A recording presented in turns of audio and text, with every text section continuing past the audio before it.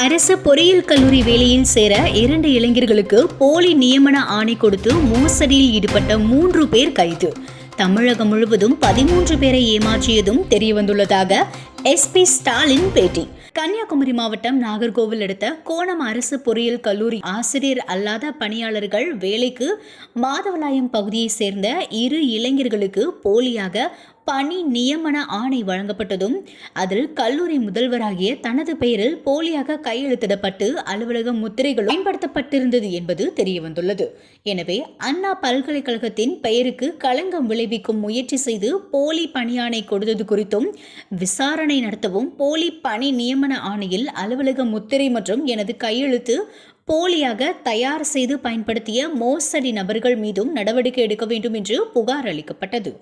இந்த விவகாரத்தில் சம்பந்தப்பட்டவர்கள் மீது உடனடியாக நடவடிக்கை எடுக்க குமரி மாவட்ட காவல் கண்காணிப்பாளர் ஸ்டாலின் உத்தரவிட்டார்.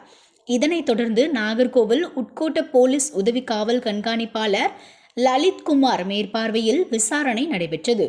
இதில் விழுப்புரம் மாவட்டம் திண்டிவனம் 5வது குறுக்கு வீதியை சேர்ந்த 50 வயதான செல்வகுமார், திண்டிவனம் சஞ்சீவி ராயன்பேட்டை பகுதியைச் சேர்ந்த 51 வயதான முகமது இஸ்மாயில், திண்டிவனம் ஆசிரியர் நகர் பகுதியைச் சேர்ந்த 42 வயதான பாபு ஆகிய மூவரும் சேர்ந்து குமரி மாவட்டம் மாதவலாயம் பகுதியைச் சேர்ந்த 2 இளைஞர்களை போலி பணி நியமன ஆணை வழங்கி மோசடியில் ஈடுபட்டது தெரியவந்தது.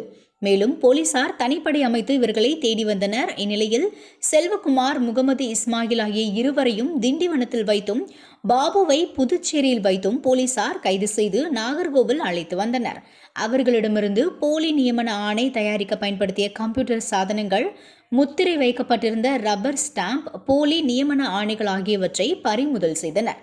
மேலும் பிடிபட்டவர்கள் பணி நியமனம் ஆணைக்காக குமரியை சேர்ந்த 2 இளைஞர்களிடம் ஒருவரிடம் ரூபாய் 2 லட்சம், ஒருவரிடம் 4 லட்சம் ரூபாயும் பணம் பெற்றது தெரியவந்தது.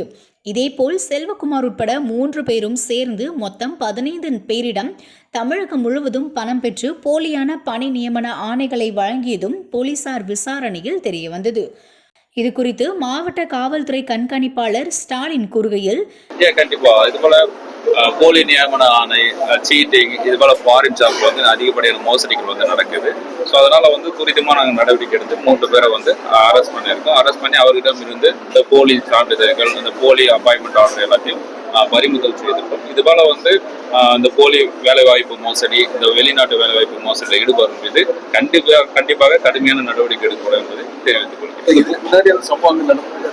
இப்பதான் வந்து நம்ம இன்வெஸ்டிகேட் பண்ணிட்டு இருக்கோம். இப்போ வந்து இந்த 2 இன்சிடென்ட் வந்து நம்மளோட கவனத்துக்கு வந்திருக்கு. இதுபோல எத்தனை பேர் பாதிக்கப்பட்டிருக்காங்கன்றது கம்ப்ளைண்ட் பாதிக்கப்பட்டிருந்தா கண்டிப்பா கம்ப்ளைண்ட் கொடுத்தா அவங்களோட புகாரை ஏற்று நடவடிக்கை எடுக்கும்.